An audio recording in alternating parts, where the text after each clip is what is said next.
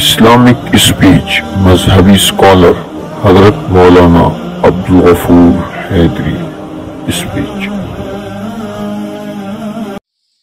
نحمده ونصلي ونسلم على رسوله الكريم اما بعد فاعوذ بالله من الشیطان الرجیم بسم اللہ الرحمن الرحیم.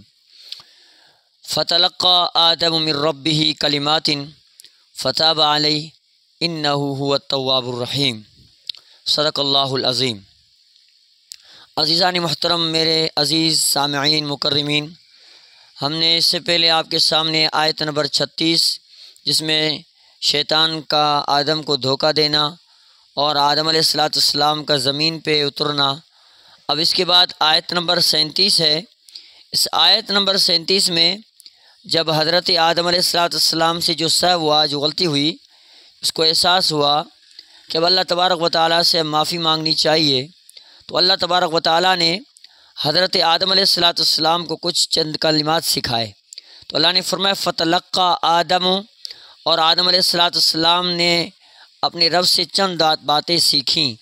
فتلقى آدم من ربه کلمات، آدم علیہ السلام نے اپنے پروردگار سے توبہ کے کچھ الفاظات سیکھ لیے، یا ایسے کہیں کہ آدم علیہ السلام نے اپنے رب سے چند باتیں سیکھ لیں اور اللہ تعالیٰ نے ان کی توبہ قبول فرما لی، یا ایسے جن کے ذریعے انہوں نے توبہ اللہ سے مانگی تو چنانچہ اللہ نے ان کی توبہ قبول کر لی، اور فرمایا کہ انہ هو التواب الرحیم، اور وہ اللہ تبارک و تعالیٰ توبہ قبول کرنے والا اور رحم کرنے والا ہے، یا ایسے کہیں کہ بے شک اللہ تعالیٰ معاف کرنے والا بڑا مہربان ہے.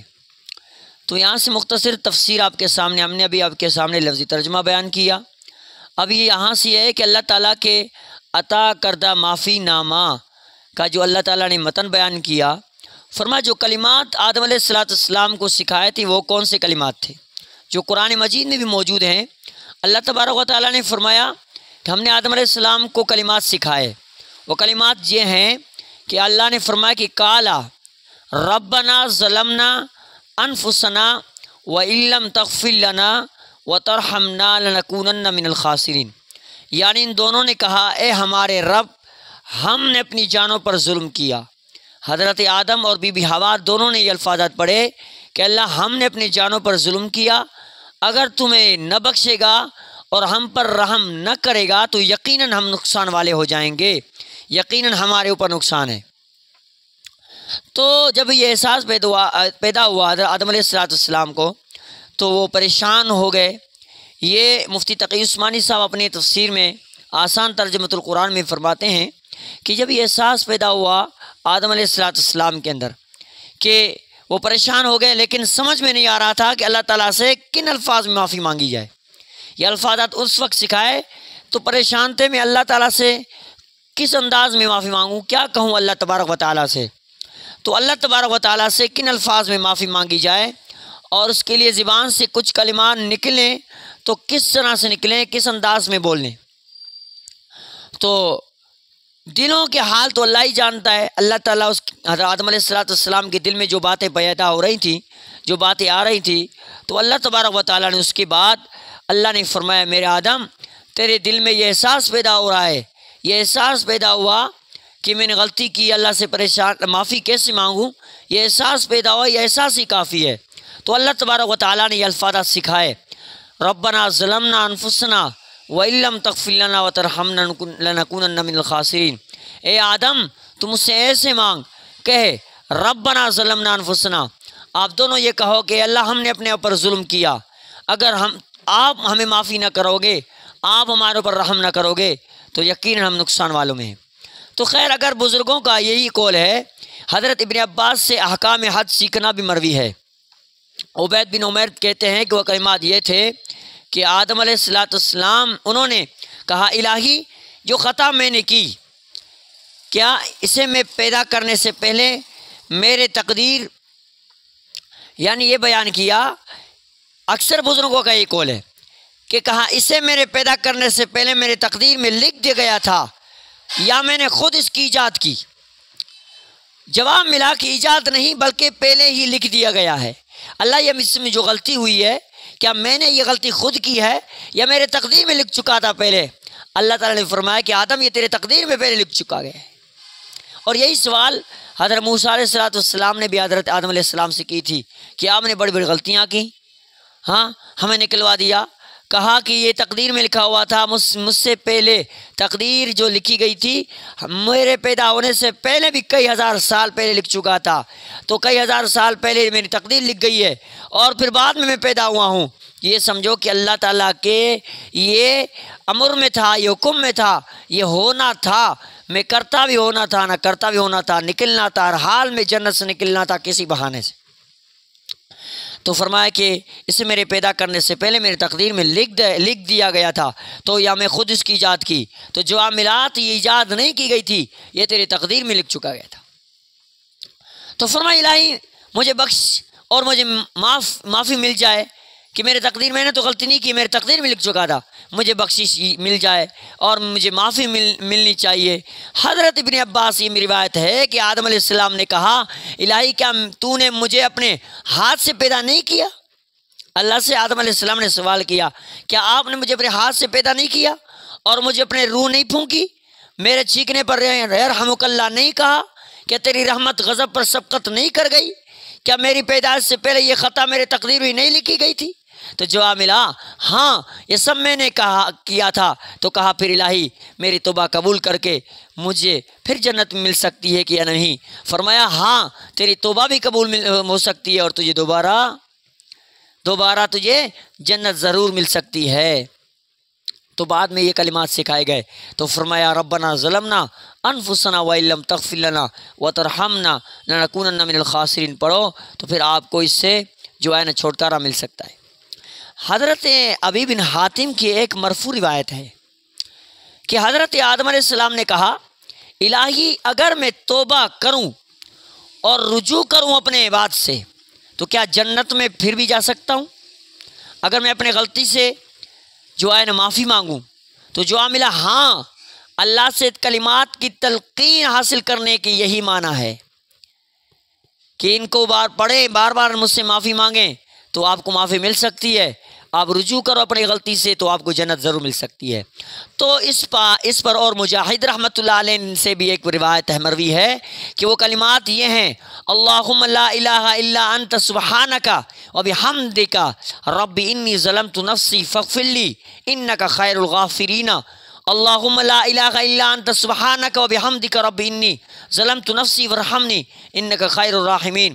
یہ 3 دفعہ یہ بات آئی ہے اللہم لا الہ الا انت سبحانک وبحمدک رب انی ظلمت نفسی فتب علی انک انت التواب الرحیم۔ قرآن کریم میں اور جگہ ہے، کیا لوگ نہیں جانتے؟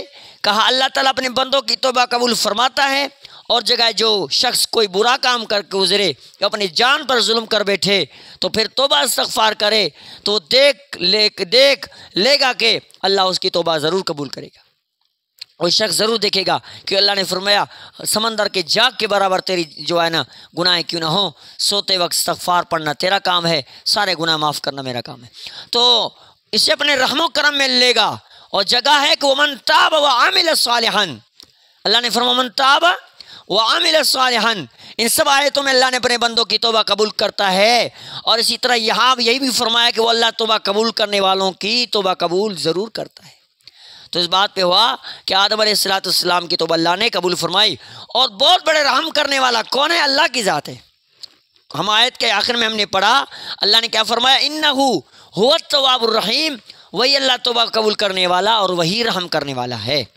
اور اللہ تعالیٰ کے اس عام لطف و کرم اور اس کے فضل و رحم کو دیکھو کہ وہ اپنے گنہگار بندوں کو بھی اپنے در سے محروم نہیں کرتا۔